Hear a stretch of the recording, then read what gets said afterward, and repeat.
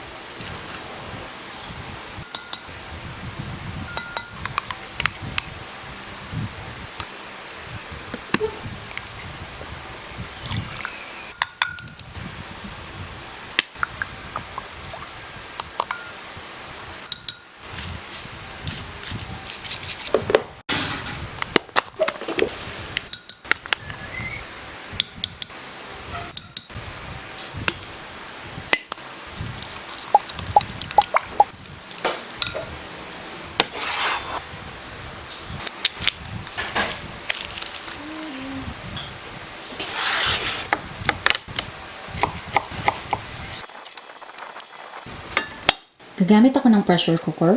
Buksan lang natin yung kalan. Painitin natin para maging non-stick siya. Malalaman natin kapag ready na yung kalan, magpipisik tayo ng tubig. And then kapag yung tubig na pinisik nyo ay parang mga bouncing baby ball. Parang ganito. Yan. Nagpa-bounce na oh. How cute. Ayan. So ready na yung ating kalan. Nalagyan na natin ng mantika. Mag-isa lang tayo ng sibuyas. Garlic. Then, ihulog na natin yung meat.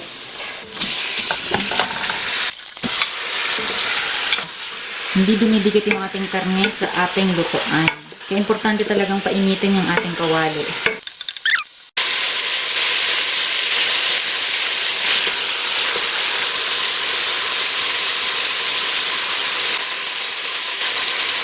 Patis for umami flavor.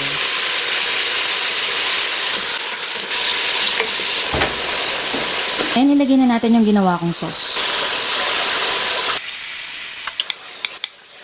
Ito optional. Pwedeng water lang gamitin nyo. Pero meron ako nitong sweetened pineapple juice. Kaya lalagay ko siya.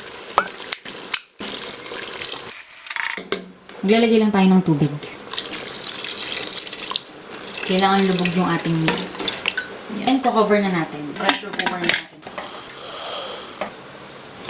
Lalakasan ko lang yung apoy hanggang sa kumulo at umikot itong ating pito. Mag-iingay yan mamaya.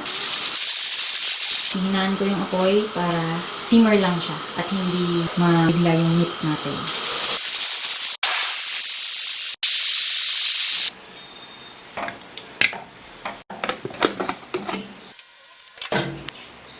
Ang lambot na. Ihulog na rin natin yung vegetables. Unahin ko muna yung potato and carrots. Kaya lang nating maluto yung potato and carrots. Okay, malambot na yung patatas. Lalagay ko lang tong malalaking sibuyas. Bell pepper. Maglalagay tayo nitong vermicelli noodles. Meron ko yung ginagamit na noodles pang japchae. Pwede yun. No?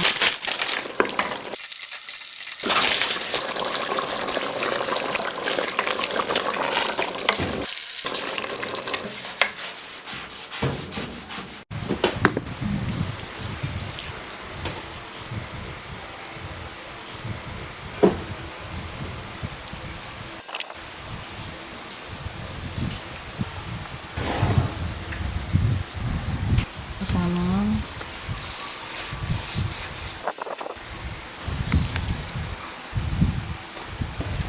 Siyempre, vegetables muna yung unahin natin dapat. Sarap.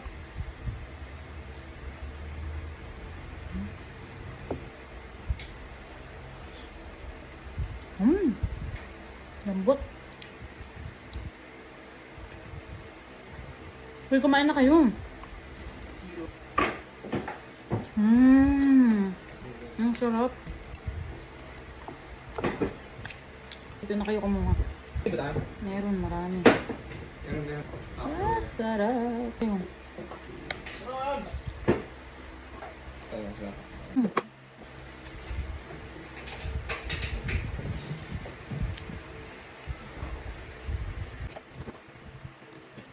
ko, pwede to sa handaan, guys. Pero madali lang gawin.